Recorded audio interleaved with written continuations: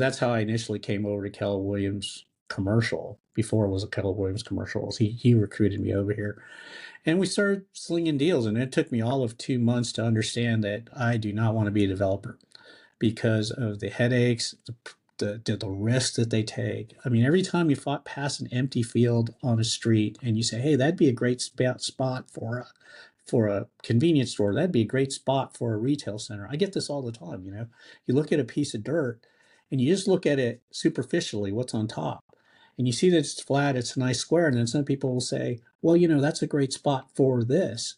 And that's a developer. He goes, buys it, but then he runs into all the other things that happen on it. Maybe the soil's not right. Maybe the infrastructure is not correct underneath.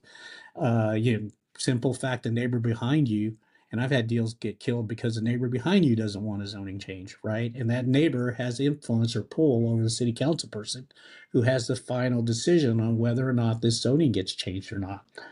So all those kind of things convinced me that I do not want to be a developer. So I started down this route of being the CCIM.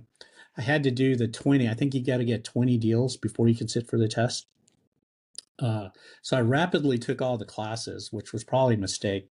I think, if I had to do it again, I'd probably kind of gradually ease into it, get into the practice, take a class, do more deals, take a class, and take, 3 or 4 years. It took me 4 years to finally do this, but it wasn't because I couldn't take the classes. It was because it took me that while to assemble those kind of deals. My last deal was actually a deal for a friend, my 20th deal, and I got paid $120 for it because I needed a deal to get submitted into the credentialing board so I could sit for the test.